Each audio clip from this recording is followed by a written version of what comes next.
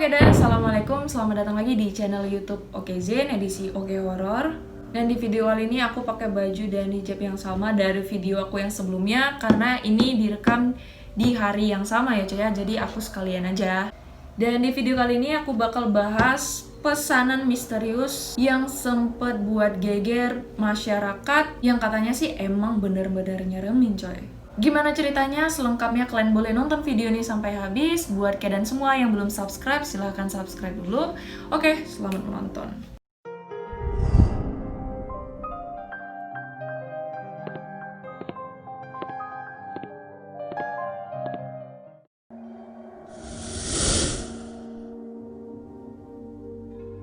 Pada zaman dulu, ternyata Hong Kong ini sempat digegerkan dengan berita pesanan misterius nih, yang dimana pesanan makanan ini datang berkali-kali dan diklaim sebagai kisah hantu yang paling viral di Hong Kong coy. Jadi zaman dulu tuh kurang lebih di tahun 1989, warga dan media di Hong Kong itu sempat mendapat dikejutkan dengan kejadian aneh dan misterius coy. Hingga kisah ini ya Wea itu dinobatkan sebagai kejadian paranormal yang terjadi di Hong Kong pada saat itu. Jadi semuanya itu berawal dari pesanan makanan yang diterima oleh salah satu kedai kopi Chow. Chow atau Kau, aku nggak tahu ya cara bacanya gimana. Cuman tulisannya itu kopi Chow gitulah.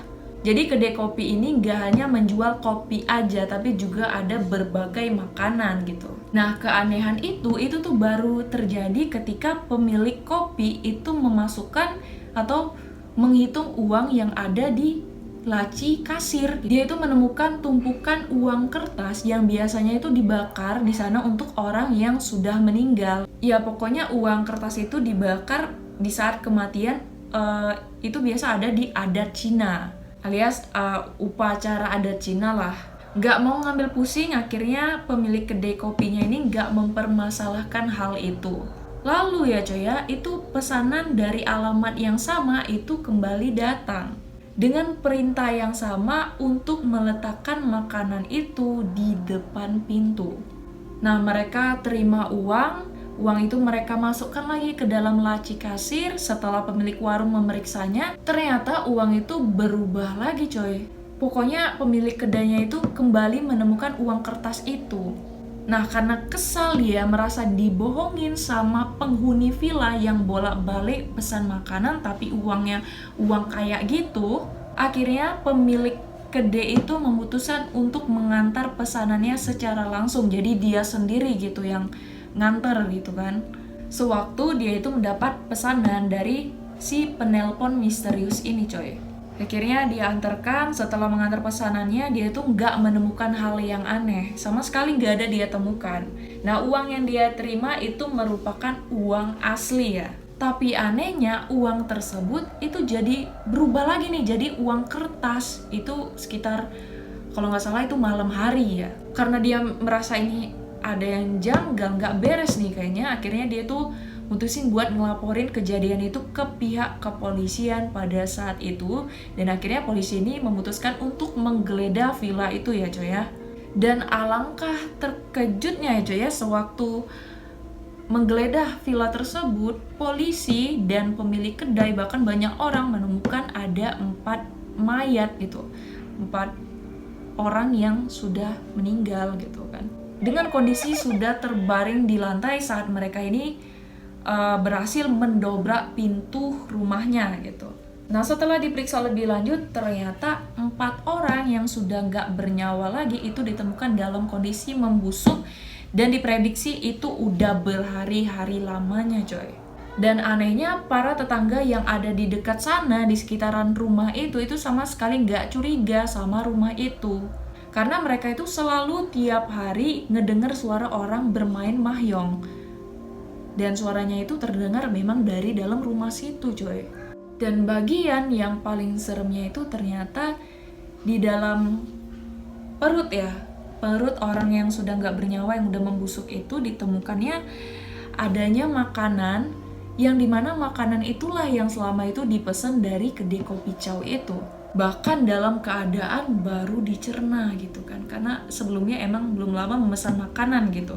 Dan gak hanya itu coy, yang terakhir ternyata polisi berhasil menemukan sidik jari, yang dimana sidik jari itu terdapat di dalam uang kertas itu coy, yang dimana uang itulah untuk dia bayar makanan gitu. Nah kebayangkan seremnya kok bisa gitu terjadi. Orang yang sudah nggak ada pesen makanan, barangkali kalian ada yang ngalami hal yang sama, kalian boleh komen di bawah. Oke lanjut.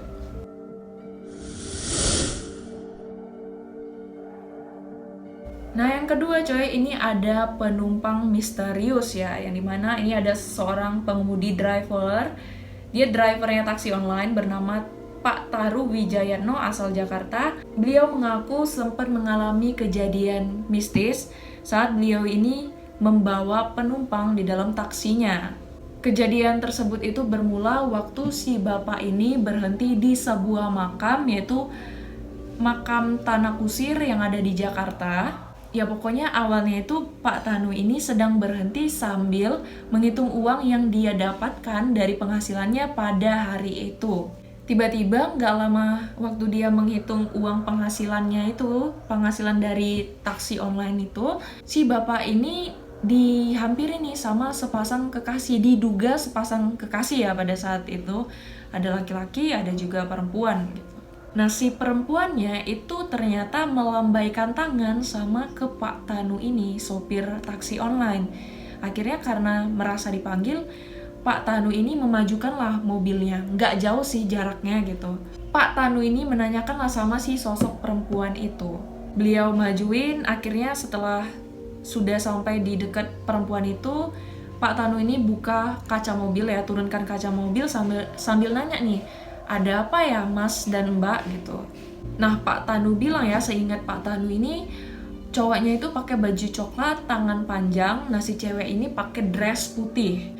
Ya si bapak ini pokoknya bilang si cewek ini rambutnya lurus kayak abis keramas gitu. Sedangkan si cowoknya itu sama sekali gak ada ekspresi, jadi dia cuman kayak mematung sambil nengok kiri kanan gitu. Nah ditanya kan sama Pak Tanu tadi, ada apa ya mbak atau mas ini. Nah si cewek ini jawab, Pak bisa antar kami nggak? Terus Pak Tanu ini bilang, sopir ini bilang, mau antar kemana? Kebetulan ini udah malam, apa kalian ini kehabisan angkot gitu kan. Terus bilang juga, kebetulan saya dari Lampung mau ke tempat saudara saya.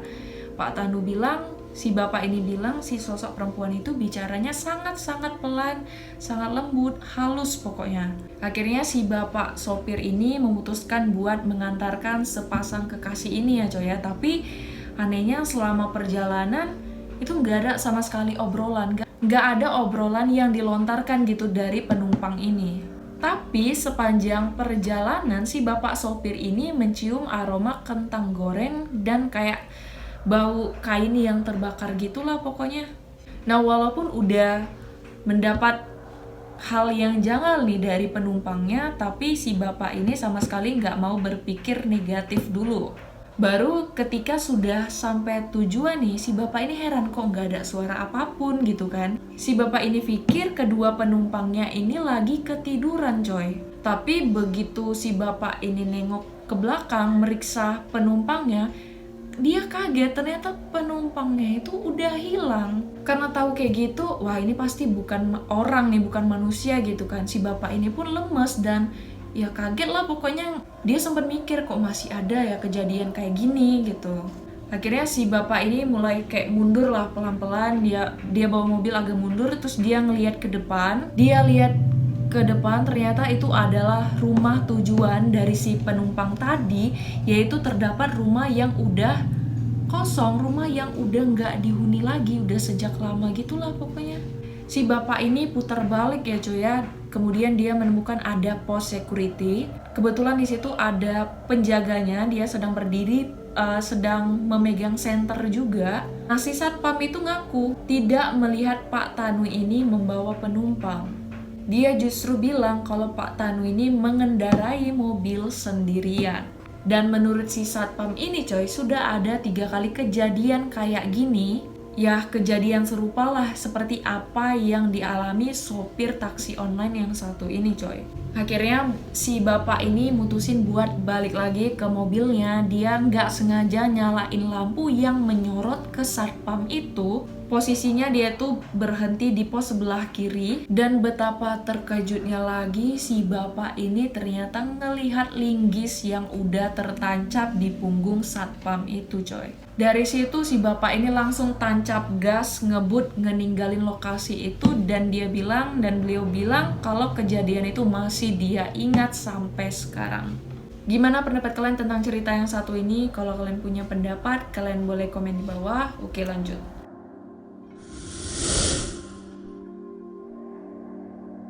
Nah, yang ketiga, coy, ini ada misterinya Aisyah. Nah, cerita ini tuh berasal dari kota Jogja. Ya kalian tahu sendiri kan, belakangan tahun-tahun inilah pokoknya banyak sekali driver online gitu. Gak hanya di Jogja, tapi di kota-kota manapun yang ada di Indonesia. Ya banyaklah kisah-kisah yang terjadi di driver-driver ini, baik cerita sedih ataupun senang gitu kan. Salah satunya dialami seorang pria yang bernama Yoga, usianya sekitar 40-an. Seorang driver ojek online yang mendapat customer yang diketahui bernama Aisyah. Beliau ini mengisahkan kalau si Mbak Aisyah ini mengorder naik ojeknya itu dari sebuah mall di kawasan Malioboro dengan titik tujuan di wilayah Mejinglor, Kecamatan Godean di Sleman ya coy ya. Nah, driver yang sebenarnya ini udah cukup lama dia berprofesi sebagai ojek online. Beliau ini mendapat orderan aplikasi dari si Aisyah ini sekitar jam 9 malam dengan nama di layar yaitu Aisyah. Jarak dari Malioboro ke Mejinglor itu lumayan cukup jauh kan, sekitar 8 km dengan jarak tempuh itu paling cepat sekitar 20 menit. Nah, driver yang bernama Bapak Yoga ini sama sekali nggak ada kecurigaan tentang penumpangnya karena si Aisyah ini berlagat normal-normal aja gitu sama kayak penumpang yang lainnya. Bahkan beberapa kali mereka berdua ini antara driver dengan penumpang itu sempat terlibat percakapan biasa ya walaupun kadang hening gitu. Nah, di titik tujuan di tempatnya si Aisyah ini sampai nih, bahkan dari situ juga beliau sama sekali nggak ada kecurigaan tentang si Aisyah ini. Kemudian si bapak ini mendapat menerima uang bayaran dari si Aisyah senilai kurang lebih 50.000 lah tanpa meminta kembalian ya coy ya. Nah, setelah itu barulah driver ini merasa curiga nih sama si Aisyah ini lantaran si bapak ini muter-muter aja coy di daerah dimana Aisyah ini turun. Si bapaknya ini bilang, saya udah merasa pergi jauh dari lokasi kok malah muter-muter stucknya di situ doang gitu. Bahkan bapak ini sempet ngaku udah capek saking muter-muternya di situ-situ aja coy. Nah, sampai akhirnya si bapak driver ini menyadari lokasi Aisyah turun ini ternyata berubah menjadi gorong-gorong yang di sampingnya terdapat sebuah pohon-pohon gitu. Lah, tadinya saya ngelihat rumah, kok jadinya nggak ada rumah sama sekali, kata si bapak ini. Karena bapak ini merasa sangat-sangat bingung, capek juga, akhirnya dia mutusin buat nelpon teman-teman ojek online yang lainnya buat minta tolong dipandu keluar dari lokasi itu. Karena si bapak ini emang muter-muter di situ doang coy. Setelah berhasil keluar dari lokasi Mejinglor itu, akhirnya si bapak ini mutusin buat meriksa uang yang tadi dikasih sama si Aisyah. Alangkah terkejutnya si bapak ini ternyata uangnya itu coy udah berubah jadi kain. Dan ternyata ya coy, kisahnya Aisyah ini yang diketahui sebagai penumpang ojek online gak hanya berhenti di ceritanya Pak Yoga aja, ternyata sudah terjadi lagi nih di driver lain bernama Bapak Rudi Antono, usianya sekitar masih sama ya 45-an gitulah. Juga sempat mendapat orderan dengan perempuan yang bernama Aisyah yang diketahui memesan makanan dari kawasan Kuncen Wirobrajan di Yogyakarta. Nah, kawasan Kuncen ini sendiri ya coy ya, itu dikenal luas sebagai area pemakaman umum yang ada di Yogyakarta. Rudi yang saat itu nggak berpikir itu langsung membeli makanan yang dipesan itu berupa steak di salah satu restoran yang memiliki rekanan dengan aplikasi tersebut. Ya, aplikasi ojek online lah. Nah, titik antarnya itu dikelitikan, tapi ternyata itu agak bergeser ke arah barat. Meleset agak ke barat gitu ya. Dari situ si bapak ini mulai ikuti arah tujuannya, arah pengantarannya itu kok masuk ke dalam area pemakaman gitu. Dari situ si bapak ini mulai ragu mau mutusin buat ngantar makanan itu atau pulang aja gitu. Tapi si bapak ini juga sempat mikir ya coy ya, ini makanan sudah terlanjur saya beli gitu kan. Takutnya si bapak ini merasa akan mendapat rating yang jelek. Karena di fasilitas chat aplikasi, si Aisyah ini memang meminta tolong si bapak ini buat mengantar makanannya sampai ke rumahnya. Si bapak ini mencoba lagi menelusuri di mana titik si Aisyah ini berada ya coy ya. Yang dikirim ternyata di blok 3 pemakaman Kuncen. Nah, pas makam yang nisannya rusak itu ternyata dibablas aja sama si bapak ini. Dan ternyata emang titik lokasinya itu ya kuburan gitu, nggak ada rumah. Jadi ya emang wah, berarti Aisyah ini adalah seorang penumpang fiktif, entah itu memang ada keisengan dari orang lain atau emang gitu ya, kita nggak tahu ya. Pokoknya sampai sekarang ini orderan dari perempuan yang bernama Aisyah itu nggak sekali aja terjadi. Ya pokoknya sampai sekarang ini masih menjadi misteri siapa si Aisyah ini sebenarnya coy. Gimana menurut kalian tentang video ini? Kalau kalian punya komentar, kalian boleh komen di bawah. Oke, lanjut.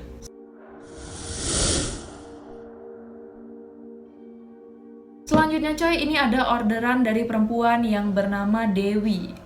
Cerita-cerita mistis yang dialami dari beberapa ojek online itu menjadi hal yang lumrah ya, karena nggak hanya sekali dua kali aja kejadiannya, bahkan berkali-kali gitu. Yang tadi viral itu bernama Aisyah, nah yang ini bernama Dewi. Nah, pengalaman dikerjain hantu Dewi ini ternyata dialamin oleh seorang driver ojek online yang bernama Agung Darmawan pada saat kejadian itu usianya 33 tahun. Dan Bapak Agung ini bercerita kalau pada saat itu dia baru aja 2 hari bergabung alias berprofesi sebagai ojek online. Pada saat itu dia sangat-sangat bersemangat gitu kan, sangat-sangat gak kenal letih lah untuk nyari customer gitu.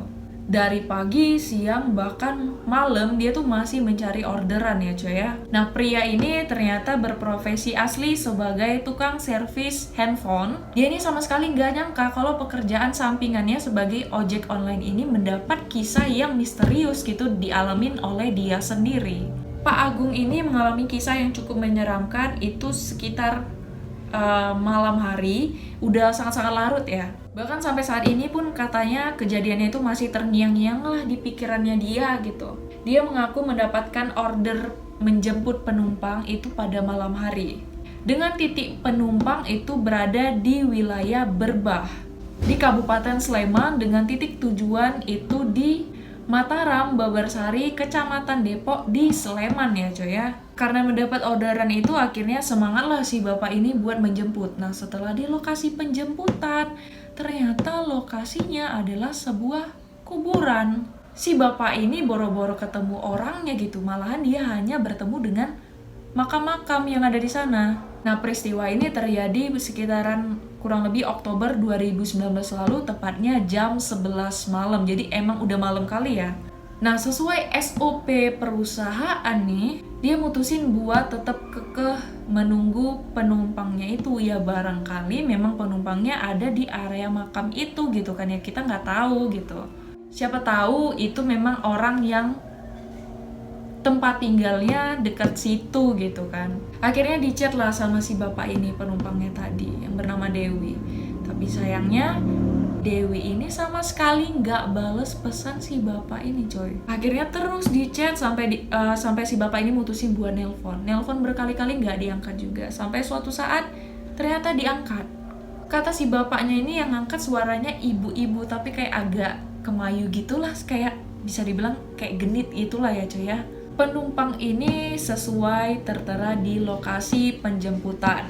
Si Dewi ini bilang kepada driver ini coy, kalau lokasi penjemputan itu melenceng dari titik menjemput.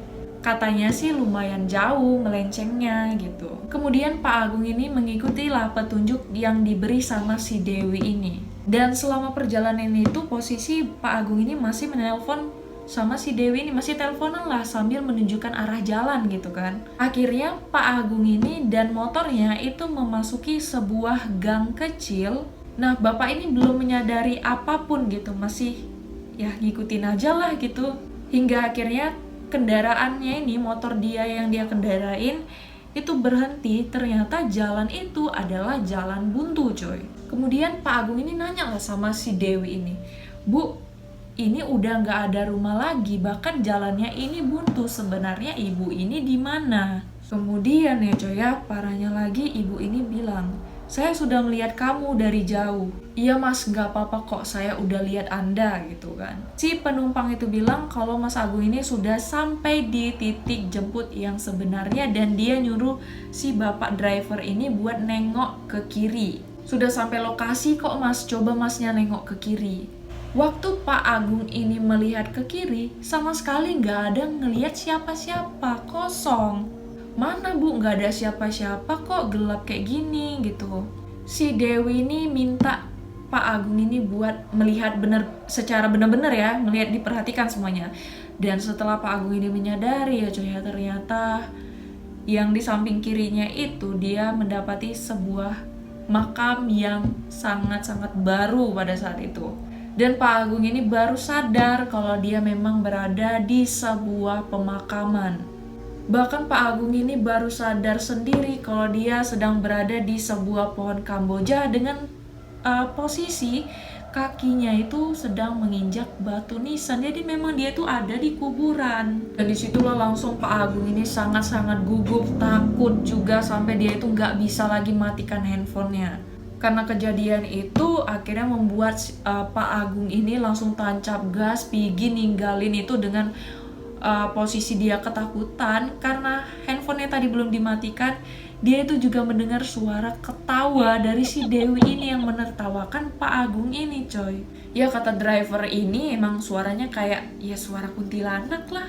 Dengan nafas yang tersengal-sengal, gak lama kemudian akhirnya Pak Agung ini bertemu sama beberapa orang yang lagi ngeronda pada malam itu. Setelah cerita, ngobrol gitu kan, akhirnya bapak-bapak yang ngeronda ini bilang sama driver ini kalau itu tuh bukan kali pertama aja, emang udah pernah kejadian ada driver yang dikerjain sama si cewek ini coy. Tapi anehnya lagi, ternyata perempuan yang bernama Dewi itu sudah mentransfer uangnya alias ongkosnya itu senilai 19.000 rupiah. Dia memang dibayar dengan transaksi non tunai 19.000. Nah si bapak ini bilang akhirnya saya tetap ke tujuan tanpa penumpang, menyelesaikan order karena sudah dibayar. Nah itulah tadi tentang beberapa kisah pesanan misterius yang dialami oleh beberapa orang. Gimana nih menurut kalian cerita ini? Kalau kalian punya pendapat, kalian boleh komen di bawah. Atau mungkin kalian ada mengalami hal yang sama juga, di antara kalian ada yang dikerjai sama penumpang misterius atau pesanan-pesanan misterius, kalian boleh komen di bawah. Oke, dan buat kalian semua yang udah nonton, mau liatin, jangan lupa like, komen, dan subscribe. Kalian juga boleh share, dan jangan lupa kalian aktifkan loncengnya ya, agar kalian tuh tahu ada update terbaru dari channel OKZ. Assalamualaikum.